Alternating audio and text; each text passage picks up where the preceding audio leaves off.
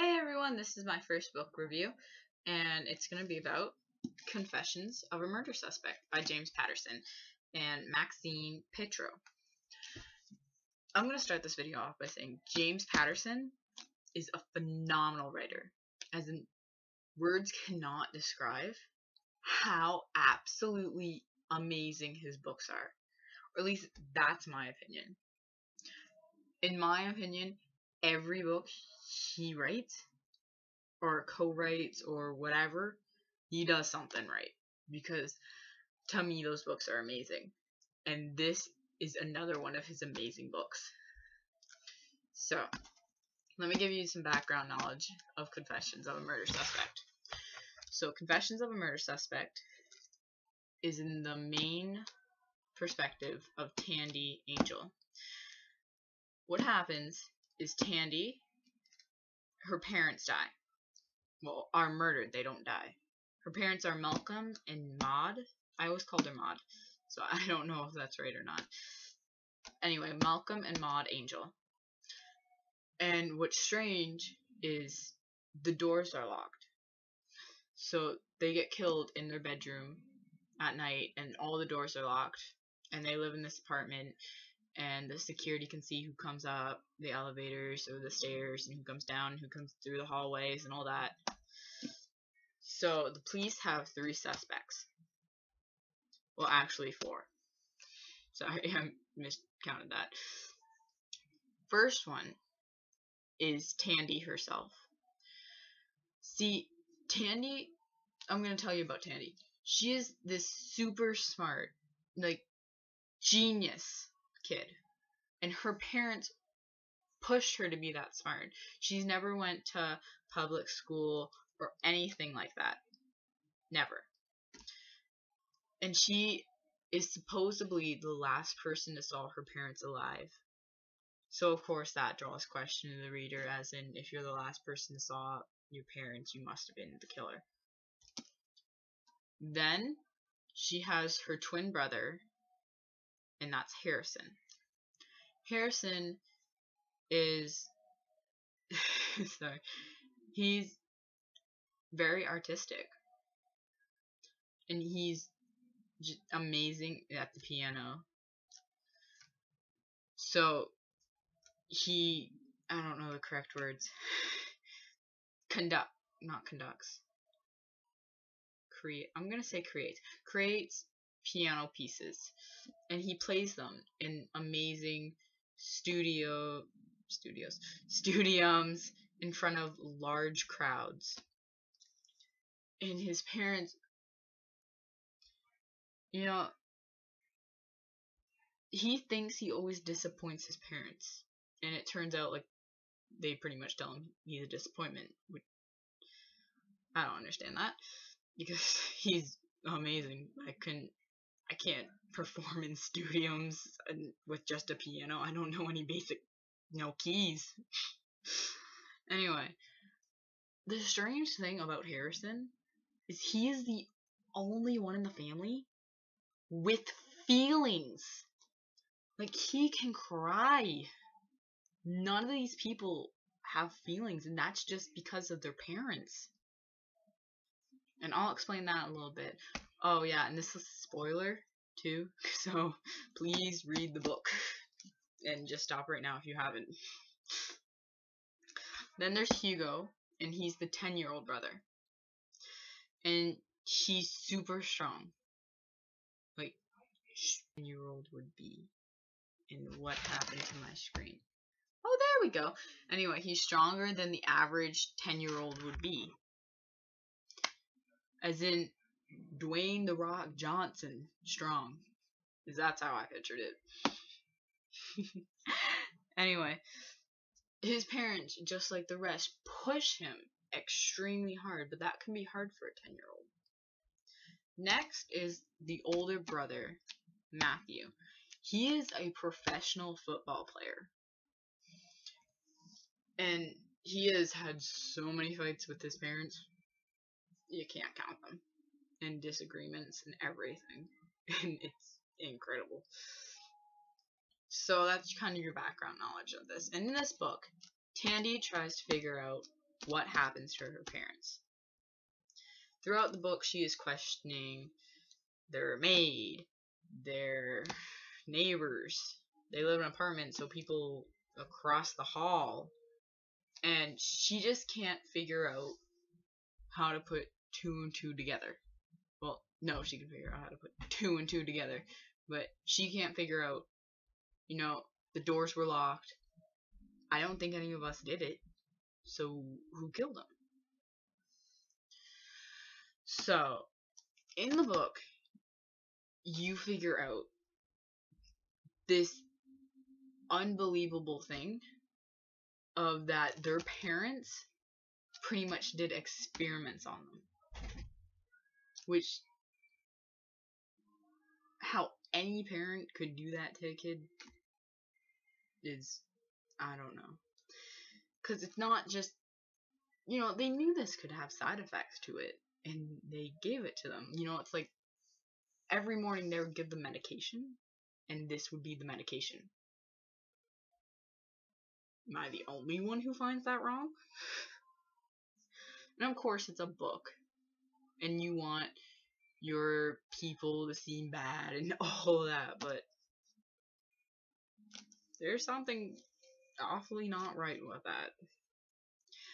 So, Tandy figures out this experiment lab where they have made these pills. So, pills to make, the brother very, sports like strong, fast, all that. To make, the brother as being Matthew. To make Hugo super strong, to make Harrison artistic and amazing at the piano, and to make Tandy herself, super smart. But then something was wrong with Harrison, so he actually had feelings where the others just kind of don't. And in some ways, that doesn't make a good character. A character without feeling, without empathy, you don't really care for. Like, in all honesty. But James Patterson made it work. James Patterson and Maxine Petrou, I'm sorry if I'm not giving her that much credit, I just know James Patterson off by heart, somehow just made it work. Made these characters where, they don't feel something. They don't really feel empathy. But it's like, they just lost their parents and they don't feel something. So I think it makes the reader feel something. Or they're trained, because they're trained to not feel, and Harrison's the only one really upset about this. It's just phenomenal. And I don't know how he made me do it, but he made me love these characters. He made me love Tandy. I hoped for the best for her. I hope she figured it out, that she didn't have to go to jail. I didn't think she did it. She's 15. She might have argued with her parents and everything, but I don't think she would want to kill them. And then there's another thing about Tandy, and this is another spoiler. She had this guy in her life, and her parents hated that. It was like the parents' enemy son or something like that. And they made her totally forget about him. Like, she couldn't remember. Like, they messed with her mind because she actually cared for this guy. What? Only in a fiction book. But honestly, like I was saying before, somehow he made us care for these characters.